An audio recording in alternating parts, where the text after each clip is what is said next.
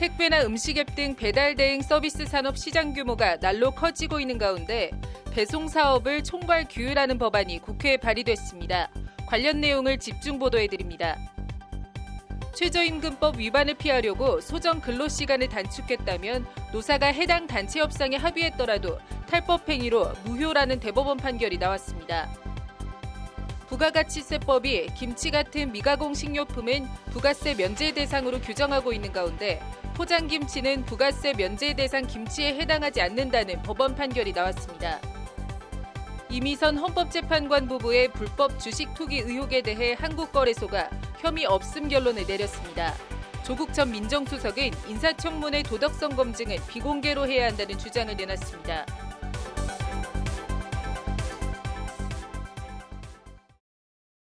(8월 6일) 법률방송 로투데이 시작하겠습니다. 첫 소식입니다. 저희 법률방송에선 얼마 전 택배나 음식 앱 등 배달 대행 오토바이 보험료가 보통 수백만 원, 많게는 웬만한 슈퍼카 보험료 뺨치는 1,800만 원이 넘는 경우도 있는 황당한 배달 대행 오토바이 보험료에 대해 보도해 드렸는데요. 이런 생활 물류 서비스 산업을 체계적으로 관리할 수 있는 법률적 근거를 마련해주고 이를 통해 배달 대행 노동자에 대한 불합리한 처우 개선도 함께 도모할 수 있는 법안이 지난 2일 국회에 발의됐습니다. 법안 이름은 생활 물류 서비스 산업 발전 법안인데 장한지 기자가 관련 내용을 전해드립니다. 지난달 15일 법률방송이 보도한 슈퍼카보다 비싼 황당한 배달 대행 오토바이 보험료 리포트입니다. 자동차 종합보험에 해당하는 배달 대행 오토바이 유상 운송보험의 보험료가 연간 1,000만 원을 훌쩍 넘긴다는 것이 이들의 주장입니다. 웬만한 고급 외제차 보험료보다 훨씬 높은 수준입니다. 2억짜리가 넘는 슈퍼카도 그 보험료를 가입을 하면 그 연간 보험료가 800만 원, 900만 원 이 정도인데 이 오토바이 그 운행을 하는 라이더가 종합보험을 가입하고자 하면은 보험료가 1,000만 원이 넘는다는 거는 사실 좀 충격적일 수 있는. 전자상거래 발달로 택배 등 배송 시장 규모는 2008년 2.4조 원에서 2017년 5.2조 원으로 10년 만에 2배 이상 커졌습니다. 연평균 9.1%의 급성장세입니다. 그러나 새롭게 커지고 있는 생활 물류 산업을 규정하는 법안은 정작 따로 없습니다. 오토바이 배송 및 택배 서비스는 시민들의 일상과 밀접한 필수 산업으로 성장해왔지만 해당 사업을 관장하는 법이 없어서 배달 대행 종사자들은 노동자가 아닌 개인 사업자로 간주되며 법의 보호에서 사각지대에 놓여 있었습니다. 이런 문제점을 개선하기 위해 더불어민주당 박홍근 의원이 지난 2일 생활물류 서비스 산업 발전 법안을 대표 발의했습니다. 법안은 제1장 총칙과 제2장 택배 서비스 사업, 제3장 소화물 배송 대행 서비스 사업 등 8장 60조 부칙 포함 A4 용지 47쪽으로 되어 있습니다.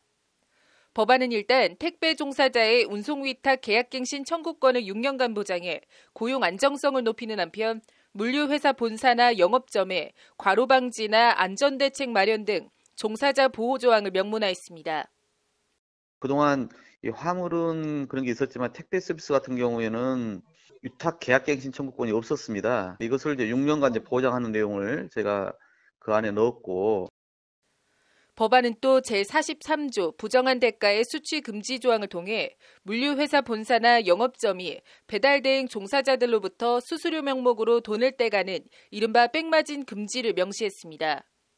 법안은 이와 함께 국토교통부 장관이 서비스 품질과 안전 확보, 소비자 편의를 위해 국토부가 관련 시설이나 장비 개선, 영업점에 대한 지도 감독을 할 수 있는 근거를 마련했습니다. 그 산업재해 발생할 경우에 택배사의 책임을 강화하는 내용이라든가 또 표준계약서 사용을 권장하는 내용 이런 게 좀 담겨져 있고 정부도 마찬가지로 이제 법안은 특히 소화물 배송 대행 서비스 사업 인증 관련 조항에서 자동차 손해배상보장법과 산업재해 보상보험법에 따른 오토바이 보험 가입을 적시하고 있습니다. 한재 보험 가입이라든가 또 보험을 처리할 때 이것을 개선하기 위한 것을 좀 하기로 했어요. 가령 이제 서비스 평가를 국토부가 하는데 거기에 산재 보험 가입률을 포함시킨다든가. 반면 상당히 진전된 내용에도 불구하고 오토바이 배송의 경우 인증제를 채택해 혜택을 줄 게 아니라 궁극적으로는 허가제로 가야 한다는 지적도 현업에선 제기됩니다. 면허 확인, 산재 확인, 보험 확인, 이런 거를 하면 인정을 해주겠다라는 건데, 이거는 당연히 해야 되는 거라서 인증해서 혜택을 줄 게 아니고 이걸 안 하면 사업을 못하게 해야 되는 사안인 거거든요. 생활물류서비스 산업발전법 발의로 택배나 오토바이 배달 대행 산업과 종사자들을 위한 첫 발은 일단 뗐습니다. 법안 논의 과정에 발의 취지가 더욱 잘 구현될 수 있도록 일부 강론 조정과 개선도 필요해 보입니다. 법률방송 장한지입니다. 네, 생활물류서비스산업발전법 얘기 더 해보겠습니다. 로인사이드 장한지 기자 나와 있습니다. 장 기자, 이 법안 이름이 생활물류서비스법인데 생활물류서비스 이걸 뭐 어떻게 규정할 수 있나요? 네, 법안 제1장의 총칙 제2조를 보면요. 정의가 네. 나와 있습니다. 네. 생활물류 서비스를 소비자 요청에 따라 소형, 경량의 화물을 집화, 포장, 보관, 분류 등의 과정을 거쳐 배송하거나 정보통신망 등을 활용해 이를 중개하는 행위라고 규정하고 있습니다. 네. 인터넷 전자상거래 등을 통해서 물품을 소비자에 전달하는 일체 행위가 다 이 생활물류 서비스입니다. 네. 택배, 퀵서비스, 그리고 배달 대행 등이 대표적인데요. 네. 이러한 서비스를 제공하는 사업이 생활물류 서비스 산업에 포함됩니다. 네. 구체적으로는 화물 자동차를 이용해서 이제 생활 물류 서비스를 제공하는 경우에는 택배 서비스 사업, 그리고 네. 오토바이 등을 이용해서 서비스를 제공하는 경우는 수화물 배송 대행 서비스 사업으로 분류됩니다. 네. 뭐 자동차와 오토바이로 배송 사업을 분류한 건데 이런 배송 사업이 우리 일상에 들어온 지가 꽤 된 것 같은데 그동안 이를 총괄적으로 규율하는 법이 없었던 모양이네요.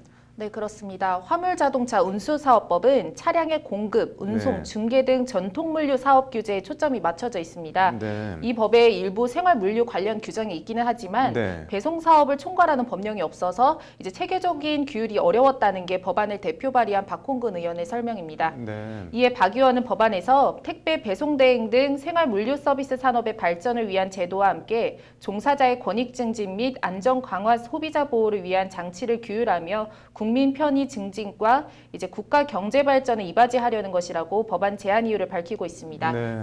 법안 총괄적인 내용은 앞서 전해드렸고 오토바이 배송 관련해서 좀 더 들여다볼까요? 네, 법안 제3장은 오토바이 배송 대행을 뜻하는 수화물 배송 대행 서비스 사업을 규정하고 있습니다. 네. 법안 19조부터 제26조까지 이제 별도로 규정되어 있는데요. 네. 오토바이 배송 종사자가 영업점이나 본사와 위탁 계약이나 근로 계약을 체결하도록 한 조항이 눈에 띄고 있습니다. 네. 그동안 배송 대행 종사자는 근로자가 아닌 개인 사업자로 분류가 돼서 네. 4대 보험 사각지대에 있었습니다. 네. 그래서 근로 계약을 체결할 수 있는 길을 법안을 통해서 열어준 건데요. 네. 나아가 앞서 전해드렸는데 네. 자동차 손해배상보장법과 산업재해보상보험법에 따른 보험가입 조항도 명시되어 있습니다. 네. 안전운행 조치 등 안전에 관한 사항, 그리고 물품 사고에 대한 손해배상 등 소비자 보호에 관한 사항도 아울러 명시하고 있습니다. 네. 이런 조건을 다 갖춘 업체에 일종의 우수업체 인증을 줘서 네. 세제 등 각종 혜택을 부여하게 됩니다. 네. 저희 법률방송에서 배달할 땐 우리 기사님, 사고 나면 사장님이라는 제목으로 네. 일단 사고가 나면 배달 종사자가 불이익을 받는 이른바 독박 쓰는 실태를 보도해드린 바 있는데요. 네. 이번 법률안 발의로 이런 부분이 상당 부분 해소될 거라는 게 박 의원의 설명입니다. 네. 뭐 부족하거나 아쉬운 점으로 지적받는 것도 있을 것 같은데 어떤 점들이 있나요? 현업에서는 취지는 알겠는데 네. 오토바이 배송의 경우 이제 인증을 받으면 혜택을 주는 게 아니라 네. 앞서 언급한 사항들을 의무 조항으로 필수화해야 한다는 비판도 하고 있습니다. 네. 산재보험 가입 등의 사항을 지키는 데 들어가는 비용과 그리고 이로 인해 얻는 혜택 가운데 이제 비용이 더 크면 어느 업주가 규정을 다 지켜서 인증을 받겠냐는 건데요. 네. 결국 그림의 떡이 되거나 극단적인 경우 종사자들의 부담만 더 커지는 역효과가 날 수도 있다는 건데 네. 박정훈 라이더 유니온 위원장의 말을 직접 들어보시죠. 네. 보험을 내릴 수 있는 근거 조항 같은 게 없잖아요. 사실 보험을 낮추려면 플랫폼에다가 비용을 분담한다든지 실상 사업자를 위한 법안이지 노동자 보호를 위한 법안이라고 보기엔 결국 배달 대행 사업을 신고제가 아니라 허가제로 가야 한다는 것이 라이더 유니온의 설명입니다. 네. 뭐 첫술에 모두가 다 배부를 수는 없을 것 같고 법안 논의 과정에 서로 윈윈할 수 있는 대안 마련이 필요해 보이네요. 오늘 잘 들었습니다.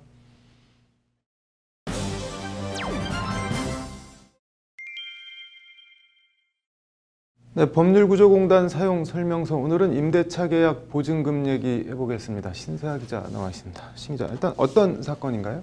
네, 일단 부산에서 벌어진 일입니다. 네. 김모 씨가 2005년 9월 부산 수영구 광안동 한 상가 건물 일부에 대해서 이제 보증금 4천만 원에 월세 140만 원짜리 2년 임대차 계약을 했습니다. 네. 전 임차인에게는 권리금 5천만 원을 주고 그 전 임차인이 설치했던 뭐 주점 영업시설 그리고 네. 가전제품, 장신구 등을 그대로 승계를 받았는데요. 네. 그렇게 임대차 계약을 계속 갱신을 하다가 2014년 12월에 네. 임대차 계약을 끝내기로 하면서 이제 문제가 불거졌습니다. 네. 건물주인 이모 씨가 보증금을 줄 수 없다고 버틴 겁니다. 뭐 무슨 사유로 보증금을 줄 수 없다고 버틴 건가요?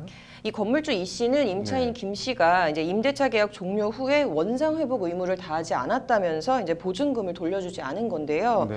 일단 두 사람이 작성한 부동산 임대차 계약서를 보면 네. 제5조에 임차인은 임대인의 승인 하에 개축 또는 변조할 수 있으나 부동산의 반환기일 전에 임차인의 부담으로 원상 복구키로 함이라고 원상 복구 조항을 두고 있습니다. 네. 또 원상 복구 시 반드시 기존 그대로 복구해야 한다는 특약사항을 따로 기재를 해놨는데요. 네. 이 조항에 따라서 건물주 이 씨는 원상 복구가 제대로 되지 않았다고 하면서 보증금 반환을 거부한 겁니다. 네. 뭐 임차인이 그럼 원래대로 원상 회복을 안 해준 건가요? 이제 그건 아니고요. 네. 이제 계약서상에 이 원상 복구에 대한 해석의 차이가 있다고 좀 볼 수가 있겠는데요. 네. 건물주 이 씨는 이제 원상 복구 시 기존 그대로 복구한다라는 이제 계약서 조항을 말 그대로 원상 복구, 이제 즉 완전한 공실로 복구를 해서 돌려줘야 한다라고 이제 주장을 한 거고요. 네. 이제 이와 반대로 임차인 김 씨는 네. 이제 원상 복구는 본인이 빌렸을 때 그 당시의 모습 그대로 이제 돌려주기만 하면 원상 복구지 이제 전 임차인이 변조한 것까지 원상 복구를 해야 되냐 이제 이런 입장입니다. 네. 그래서 집주인은 이제 이에 대해서 당신이 전 임차인의 권리금 5천만 원을 주고 영업시설 등에 대한 권리를 인수하지 않았냐. 네. 권리를 인수를 했으면 이제 당연히 의무도 함께 인수가 되는 거기 때문에 이제 전 임차인이 변경한 것까지도 다 원상 복구를 해라 이렇게 맞섰습니다. 네. 그래서 이제 이에 임차인 김 씨가 이제 법률구조공단을 찾아서 도움을 요청했고 소송을 제기했습니다. 네. 뭐 어렵네요. 법원 판결이 어떻게 나왔나요? 일단 재판에서 이제 공단은 임차인의 이 원상 회복 의무는 임대차 계약 그 당시의 모습 그대로만 돌려놓으면 좋다고 주장을 했고요. 네. 1심에서도 이 공단 손을 들어줘서 원고 네. 승소 판결을 했습니다. 네. 그래서 전 임차인이 설치한 부분까지 원상 회복할 의무는 없다. 전 임차인에게 권리금을 지급하였던 사정만으로 임차인이 임대인에게 전 임차인의 원상 회복 의무까지 당연히 승계되는 것은 아니다라는 게 재판부의 판결입니다. 네. 그래서 이 건물주 이 씨는 1심 판결에 불복을 해서 다시 네. 항소를 했지만 네. 이제 항소심에서도 세입자 손을 들어줘서 원고 승소로 판결이 났습니다. 뭐 이렇게 원상 회복 의무 불이행을 이유로 보증금 반환을 거부하는 경우가 뭐 이번 사건만은 아닐 텐데 이거 뭐 애초에 어떻게 대응을 해야 되는 건가요? 일단은 별도의 네. 약정이 없는 한에서는 임차인의 이 원상 회복 의무는 네. 이제 세입자가 임차 받았을 때의 상태로 되돌려 놓는 이제 그런 것에 그친다라는 게 우리 이제 대법원 판례입니다. 네. 그래서 이번 소송을 수행했던 이 시문공익법무관도 역시 이제 그렇게 설명을 했는데요. 네. 네, 이제 말씀한 대로 일일이 소송을 통해서 해결을 하는 거는 좀 뭐 시간 또 정신적 고통 등도 따르기 때문에 네. 이제 애초 이런 상황이 생기지 않으려면 임대차 계약서 작성 당시에 이 원상 회복 의무 범위를 좀 네. 명확히 정해놓고 하는 게 최선이라는 게 시문 법무관의 말입니다. 네. 또 나아가서 이 심 법무관은 특히 이 상가 임대차 계약 경우에는 네. 권리금 지급은 원상 회복 의무와는 별개라는 점을 또 이제 계약서상에 기재할 필요가 있다라고 덧붙였습니다. 네. 뭐 적극적으로 자기 권리를 알아서 스스로 찾아야 될 것 같네요. 오늘 잘 들었습니다. 네, 그 외 법조계 이모저모도 신세아 기자가 이어서 전해드리겠습니다. 실제 근무 시간은 변한 게 없는데 최저임금법 위반을 피하려고 소정 근로시간을 단축했다면 노사가 근로시간 단축 협정에 합의했더라도 무효라는 대법원 판결이 나왔습니다.